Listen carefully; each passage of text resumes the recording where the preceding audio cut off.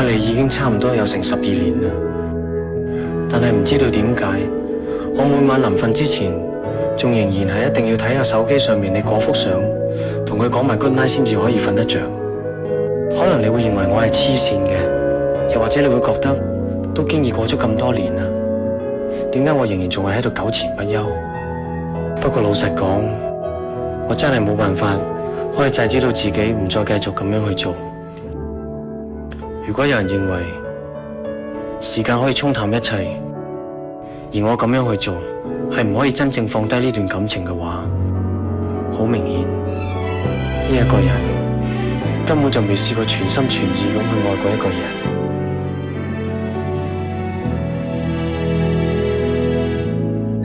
第5階段 B 就係喺2013年舊曆年初3嗰個半夜中風嘅。而喺佢嗰晚之前，就係曾經同緊一班 C 喺演藝學院嘅舊同學犯罪，大伙兒喺佢哋所租住村屋門口嘅花園度燒嘢食同埋飲酒，大家都玩得好開心。而當啲同學仔走晒之後 ，B 同埋 C 就合力執翻好個地方，跟住就安頓好佢哋個女，湊埋佢瞓覺，然後佢哋兩個亦都上床休息。而喺半夜嘅時候 ，B 起身去廁所小便。當佢去完想翻上床嘅時候，就喺床邊跌倒。B 細細聲叫醒 C， 叫佢幫手拉翻佢上床，因為佢喐唔到。但係 C 就同佢講唔係啦，你好似爆血管咁喎。跟住 B 就話邊有可能啊？但係 C 就唔理佢，直接打電話報警求救。跟住之後 B 嘅腦海一片混亂，期間彷彿聽到話自己好似上咗咩直升機。又彷彿聽到好多雜亂無章嘅人聲同埋醫療儀器嘅聲音，而之後下一個 B 見到嘅畫面就係見到自己瞓緊喺一張周圍都係白色環境嘅床上面，然後見到有一個嬸嬸走埋佢嘅床邊，除咗 B 嗰條褲，然後開始幫佢換尿片，完全唔知道發生緊咩事，而左半邊身完全喐唔到嘅 B 極度恐慌。然後嬸嬸同佢講話，好快就換完噶啦。B 見到咁樣嘅情況，自尊心極強嘅佢霎時接受唔到。B 記得當時自己全身所有仲有知覺嘅細胞嘅共同決定就係要去死，但係 B 又立即意識到當時已經係半身不遂嘅自己根本就冇辦法可以做得到呢件事，所以稍為冷靜落嚟，然後亦都諗起佢嗰兩個心愛嘅女孩子之後，B 好快就放棄咗呢一個念頭。過咗幾日之後 ，B 嘅主診醫生就同 C 講話俾佢聽 ，B 以後都唔會再自己行得到，更加冇可能照顧得到自己，所以佢就叫 C 盡快去揾一間安老院俾 B 度過餘生。B 當然完全唔能夠接受到醫生嗰個講法，因為當時 B 同埋 C 個女只有6歲，而 C 亦都只係得個38歲。B 根本就冇可能離棄佢哋一個人，好自私咁樣自己一個走去死。當時香港嘅公共醫療系統根本就冇一啲針對中年中風患者嘅復康治療，有嘅亦都係一啲非常之貴，一般人完全負擔唔起嘅私家醫院服務。所以 B 嘅媽媽同埋 C 喺多番打聽之後，終於揾到一間喺深圳由香港賽馬會出資兼管理，專門為中風康復者服務嘅療養院 B。於是喺東區醫院嘅深切治療部同埋東華東院，總共住咗個幾兩個月之後，就由救護車送到去深圳嗰間療養院嗰度。喺療養院入邊，經過咗大半年嘅高密度復康治療之後， B 終於重新學習到點樣去平衡身體，同埋能夠用得翻左邊大腿仲控制得到嘅肌肉，去帶動左腳膝頭以下控制唔到嘅部分，加上用右手揸住一支4腳鋁合金拐杖，好緩慢咁去行之後， B 就非常之心急咁翻去香港見佢心愛嘅女孩子啦。而喺翻到屋企之後 ，C 同埋個女都非常之開心見到 B， 但係 B 亦都發覺同 C 之間唔知點解就好似多咗一重無形嘅隔膜咁樣。而喺跟住之後嘅半年 ，B 開始嘗試重新翻去喺中風之前嘅音樂工作崗位。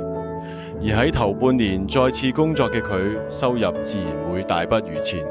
因為 B 喺中風之前係一個唱片監製，經常都要周圍去到唔同嘅錄音室做嘢，所以當知道咗佢行動不便之後，大部分嘅唱片公司都唔再願意去揾 B 去做監製。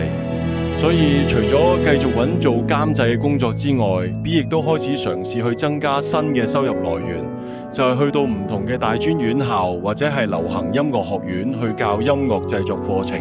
同埋做私人學生嘅導師。所以喺再之後嘅半年期間， B 雖然開始多咗一啲收入，但係呢啲收入扣除埋 B 出入去教書時候嘅龐大交通費用之後，根本就完全唔夠去交屋企每個月嘅租金。所以 C 就迫於無奈咧，需要運用屋企嘅後備基金。而呢啲基金嘅來源咧，就係當年喺 B 同埋 C 賣咗中環嗰個單位之後，除咗 B 攞咗去開錄音室之外嘅另外一半嘅錢。呢一半嘅錢 ，C 非常之聰明咁喺郊區度買咗一個細單位，然後用呢個單位所租出去嘅錢用嚟補貼。因為 B 經常收入唔穩定，令到家庭經濟經常捉襟見肘之下，一家人每個月嘅生活開支。而之後 B 嘅收入一路都冇起色，所以 C 為咗一家可以過得安穩一啲，於是迫不得已賣咗呢項小投資，等到屋企多返少少現金流。 B 跟住仲好樂觀咁以為自己嘅收入會隨住時間過去而慢慢變好，但係佢完全估唔到之後，佢嘅收入唔單止冇變好到，逐漸就簡單到連屋企嘅電費佢都俾唔起。而當知道事情經已去到咁 desperate 嘅地步之後， C 就同 B 認真咁計一計數，發現屋企嘅資金只可以夠一家人勉強一齊用得到2年。不過其實 C 係可以出返去繼續做返以前美術指導同埋化妝嘅工作，但係佢實在唔放心俾一個半身不遂嘅人喺屋企度煮飯、沖涼、去洗手間，更加唔放心俾一個咁樣嘅人去照顧每一日放學返屋企6歲嘅女。B 嘅心入邊其實亦都非常之清楚，如果照住呢個情況繼續落去，一家大細就會喺2年之後，就算2個大人唔食都好，都會餓死個女。所以 B 同埋 C 最終決定喺2014年嘅11月分開。之後 C 同個女就去到九龍一個舊區度租咗一個細小嘅單位去開始新嘅生活，而 B 就一個人去咗元朗租咗一間劏房做商住兩用工作室。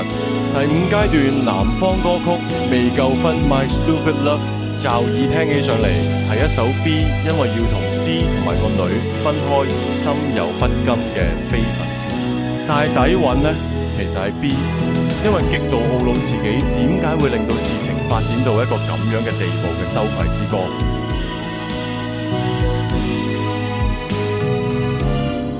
兩個人之間嘅嘢，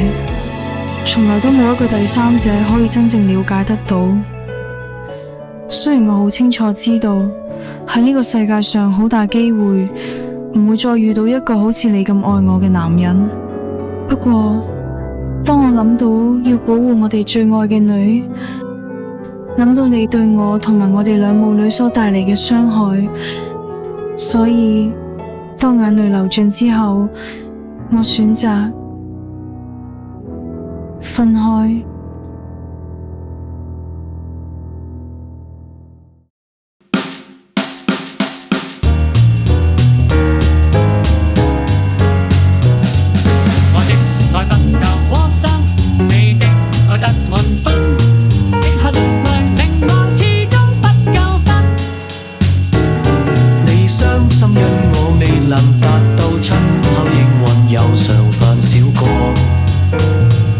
其實